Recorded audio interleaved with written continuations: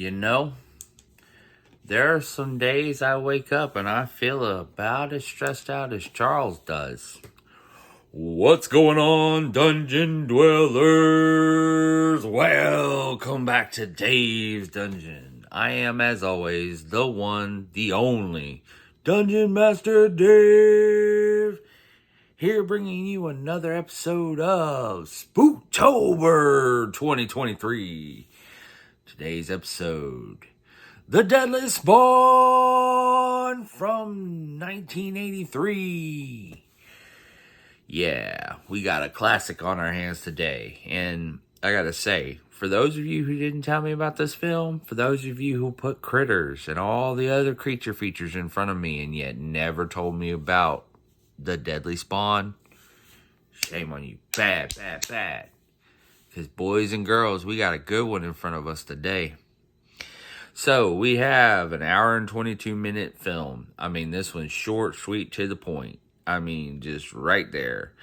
We have one writer / director in Douglas McKeown. Keown. You tell me how that last name's pronounced. We also have producers who helped with the writing in Ted A. Boas and John Dodds. So, again, this one's a little bit of an odd writer-director situation. But from a 1983 film, there weren't huge production companies like what there are today, so not unexpected. So, let's get off into this. One, how many times has this happened question? Because as I've asked other people in the horror community, can aliens drive? I'm starting to question whether aliens have trouble driving or not, because it seems like they crash so often that films from the 80s just started throwing it in as a plot point. So again, how many has this happened in for this to be realistic as a plot device, such as The Blob, Alien, Critters, Killer Clowns from Outer Space, The Travelers, The Thing, Space Invaders, Earth Girls Are Easy, Creepshow, Close Encounters of the Third Kind, Independence Day, and Lilo and Stitch. Again, this is a joke we keep making, and it keeps coming up in popular media, and we keep going, and I keep going, wait a minute. We keep making that reference like it's something that happens every day. Maybe it was in the 80s and just became commonplace. They make it seem like it. One, what was that? Let's go check out the strange noise and smoking crater in the forest without calling for help or backup, because we're the geniuses of the mountains. One real meteorite that is still red hot and moving. One, hey, where's the flash gun, foo? One sudden splatter on the glasses, foo. One creature barking at the moon and hungry like the wolf. It may be before its time, but it's accurate. Don't judge me. I feel you judging me. Don't you judge me. One, if the thing landed. If the thing landed in West Virginia. Yeah, if the thing landed in West Virginia. Yeah. So this is like if John Carpenter's The Thing happened in a mountain instead of Antarctica.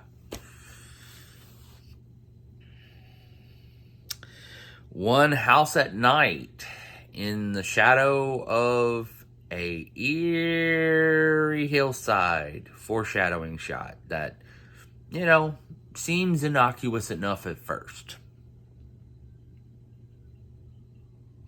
One, who the hell sets an alarm to get up while it's still dark? Wait a minute, it's supposed to be morning shot? Which confused me at first, because I'm questioning it, going, wait a minute, those two guys were just out at night and it wasn't doing this, now it's it's a weird sort of woo. One rainy morning sets what's going on. One rainy morning ends up making everyone late, but that ends up being a plot point that completely gets thrown away.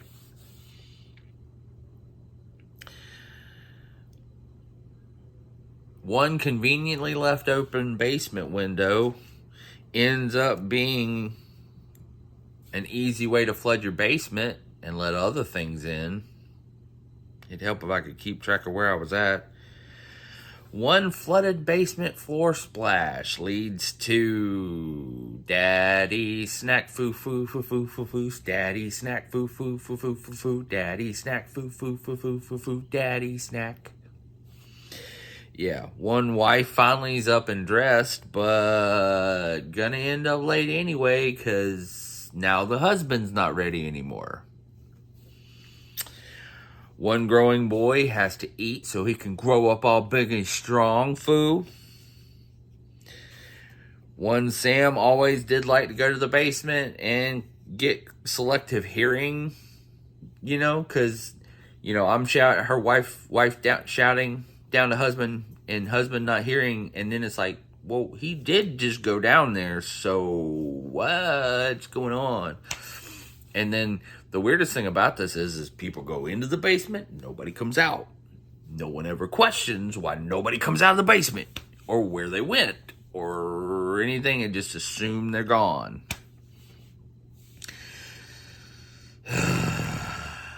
One hand on the shoulder to comfort mom about her face fixing to be eating food. One mutant fam, Charles. Charles is straight up one of us at the ripe age of 8. He's doing the Lord's work up at 7 a.m. watching horror films. One Sam and Barbara screaming in the background while everyone's waking up. One aunt and uncle still around to make sure at least breakfast gets made for the last time.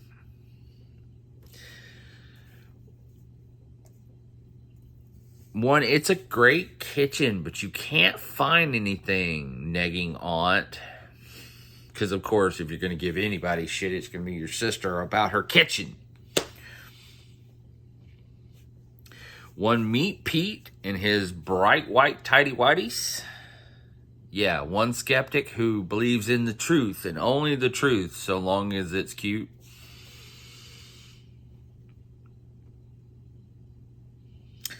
One uncle who wants to study Charles a little bit and is going to get the chance now that Charles's dad is not around. Or his mom, for that matter. But, who cares about that at this point? We've already seen misogyny and some other stuff, so, nah.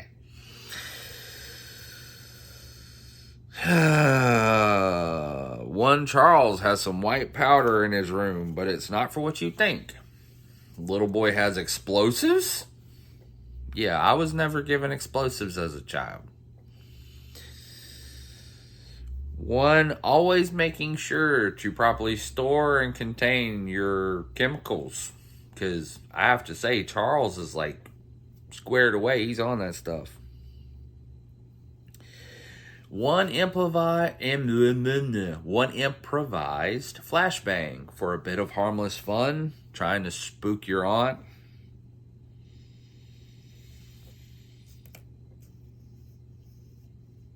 One looking forward to having a talk with Charles today.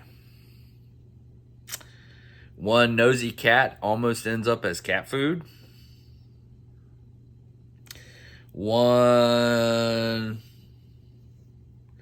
we're walking, or more like swimming, quote, because somehow she's going to walk to the grandmother's today, and even the radio has the audacity in the middle of all this to just, in a meta moment, it's gonna be a bad day. Grandma doesn't cancel a luncheon on account of rain. Forget the monsoon outside.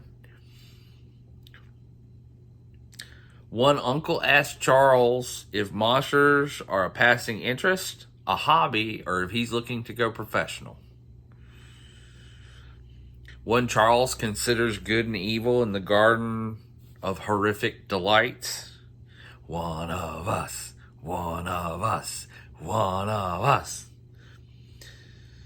One, are you scared to meet one in real life? Uncle foreshadowing of the terrible fate that is to befall us. Dun, dun, dun, dun. One, would you be willing to put on a costume and scare me? Oh, I'm sorry, that's the wrong group here. You know, it gets weird with the Uncle Man. I swear, this is the one part of this I'm uncomfortable about. This is the one that's like, is he trying to be like, Charles, would you do that? Would you do it to me? And I don't blame Charles. Charles is like, would you get off of me, you freak? Performance anxiety in an 8-year-old. One TJ electrician repairman shows up to fix the power in the basement. And we know how that goes. Burr, burr, burr. One uncle falls asleep downstairs doing paperwork in the study after his session with Charles. The basement keeps filling up with water, and at this point it's boggling the mind how no one has noticed it, but the electrician, it doesn't go well for him.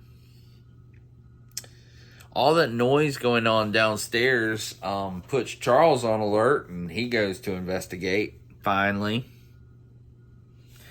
And even more like the rest of us freaks and weirdos, he grabs a mask, he puts it on for courage, and he goes downstairs like a mutant through and through. Only to get scared so badly, he forgets to make noises. He just forgets to be scared. He's like, and it ends up saving his life. Because everything down there that had made noise had been eaten so far. So Charles is just standing there. And now he has to watch one, synchronized swimming of alien ankle-biting ball-sack nematodes. Yeah. Yeah, these things look like giant sperm.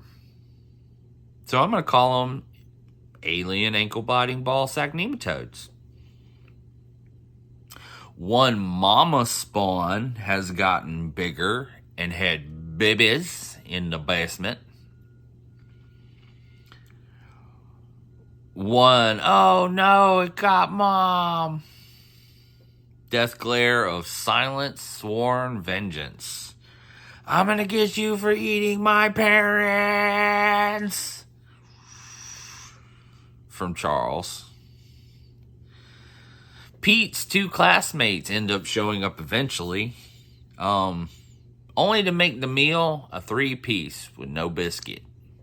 Yeah, because those kids upstairs do everything they can to almost get eaten. I mean, everything. Those two friends showing up basically make it 3-piece, no biscuit. But don't worry, the biscuit's coming soon.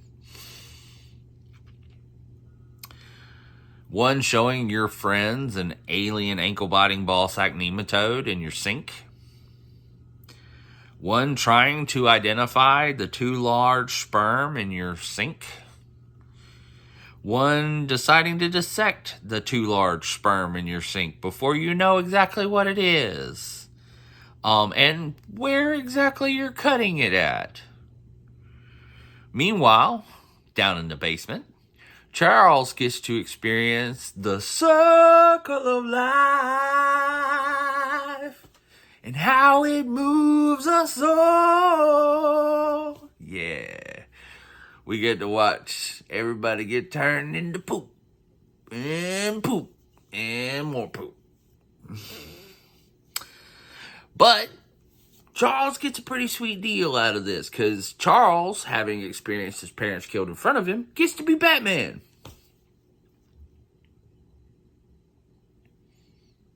One, Charles just kind of having a vibe while watching everyone get chewed on, you know, because he's looking around trying to figure it out. And he's just having to like, dee dee da da da da dee, da da da da da da da da da. One Charles has the biggest balls because in the scene I'm talking about, yeah, the thing that's like, Charles is like here on the camera, like me and you. And the thing he's dealing with is like right here. But it's this big compared to Charles, who is like this in the camera. So it's huge. It is literally huge in the shot with him. And it's a practical puppet. And I don't blame Charles. I'd have probably shit myself too. Because apparently this thing was freaking scary, man. And it's still, to this day, freaking scary, man.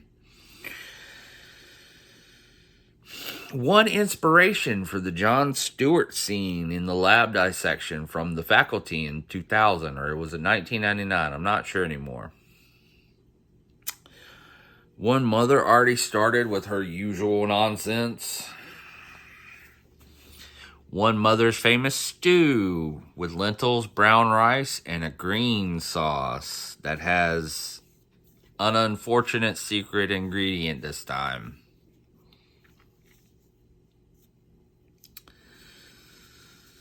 One monster from outer space in the bathroom. Oh, brother. Quote from the skeptic, because while looking at a giant oversized sperm in your sink, you can't be convinced that this could possibly be for you. Something from space. No. Not going to believe that the oversized ankle-biting ball sack nematode is not from outer space. One Pete thinks things coming from space is ridiculous because somehow the scientific method. Right. How would we prove that things could or could not come from space if we couldn't observe that things came? The whole...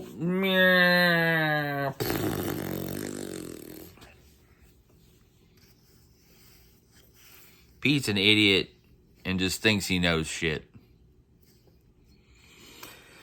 Yeah, because Pete, the whole reason he's doing this is so he can mac on Frankie's girl.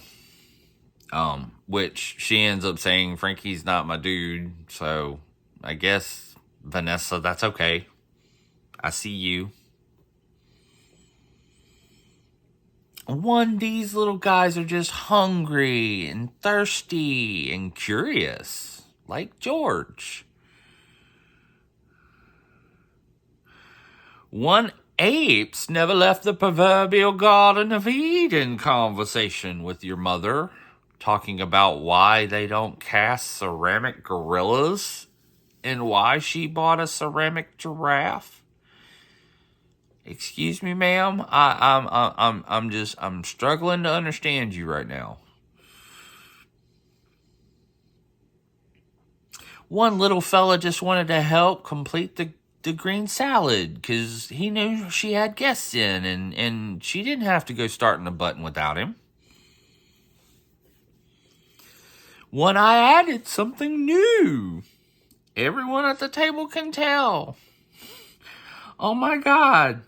That is so fucking disgusting. Yeah. One alien ankle-biting ballsack nematode in the green sauce. Yuck. One dinner not like anybody expected. Not many of them had seen balls that big for 30 years. Oh my. One making a game out of killing all these balls with teeth by playing whack-a-mole with his shoe.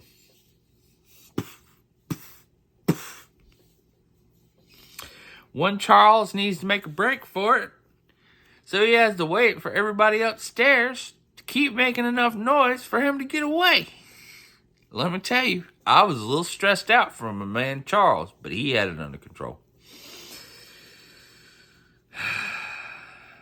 One going to show your uncle a ball sack that he is now intimately far more familiar with than you will ever be.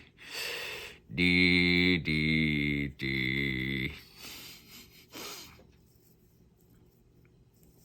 One realization just how screwed you and your friends now are. 'Cause you still won't believe. One saving your big brother, who is a complete idiot because he won't shut the fuck up.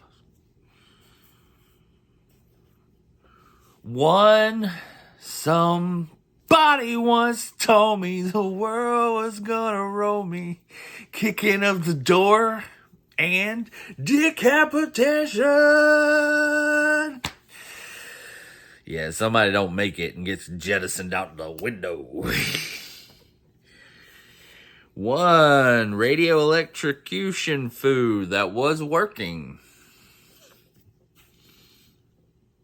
One cute girl comes over really, really late to the party and almost ends up terminally late. One quick everyone scatter that was so poorly timed it almost got everyone killed. One Pete's on the roof. Pete, what are you doing on the roof? Oh, shit. One continuously grating and growing louder, chewing and sucking noise that just drives everyone up a wall. One Pete, still refusing to believe his eyes, decides, you know what, I'm going out. I'm just going to go out the door and I'm just going to go get eaten. And you know what? I'm going to end up like my missing girlfriend who's missing her freaking head. One Charles has worked out the solution, though, because he's figured out how to kill these things. He's figured out what they're weak to, and he's figured out how to isolate them. So 3 cheers for Charles actually being the one with his head screwed on. Why? Because he watches horror films. That's right, it's a superpower. One, are you sure we got them all? Outro sequence montage with the police actually showing up to do some useful stuff. You know? And this is where we get our nice little soundtrack outro and a nice little spooky theremin of wee, wee. But then, and finally, we end on, I think we're going to need a bigger planet stinger. Because remember that hillside? Maybe it wasn't a hillside. Maybe it isn't a hillside anymore. I'm going to give this one 4 skulls. Dave says definitely check this one out. If you like critters, if you like gremlins, if you like any little creature movies that you may or may not seen, this one, I promise you, it's worth your time. It's worth all the effort, because the creatures in this are far, far, far. They hold up against modern CG. I don't know that modern CG could create these creatures again. Okay, these things are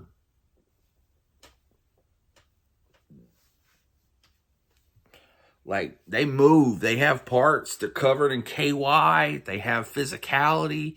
The actors act off of them. They're able to push into things and push through them. Things CG can't do. These puppets stand up to basically anything in modern cinema when it comes to CGI monsters. And even things like critters get kind of like done. And that's not to say critters aren't impressive. Now, hold on. I love critters. I've seen all critters films. I fucking love those. Okay. Critters is one thing. These are a whole new like level of critters. Like, critters is here, and like they're like here. They're a step up. And like I said, how many times have aliens, and you can shoo off for spoilers, non-spoilers, but it's a simple question in the gory details. How often have aliens in stories, in media, crashed into the planet? If I didn't name one that you know about, I want you to leave it down in the comments. But I have a sneaking suspicion that we've heard so many stories, so many different stories, like Deadly Spawn, like Critters, like E.T., like, hell, The Thing, Plan 9 from Outer Space, I Close Encounters of the Third Kind, all of those. Yeah. How many stories are we telling that are telling the same thing? How many stories are we telling that are secretly revealing that the aliens are already here, man? They're already here. But that's going to do it for this video, because I hope they're not like the ones in this movie. The aliens, I mean. You guys are fine. Thank you so much for joining me, Dungeon Dwellers. I hope you'll leave a like. I hope you'll subscribe and join me for more of these videos as I do them and review horrors from bygone eras and new stuff from just yesterday that you might have missed. Thank you for journeying with me, Dungeon Dwellers. And until our next journeys, maybe keep your house closed. Maybe make sure your pest control's up. But above all else, maybe just go about it quietly if you hear some weird shit today, okay? Because I'm going to go ahead and tell you, it's Friday the 13th. I wouldn't be playing around with it, all right? Peace.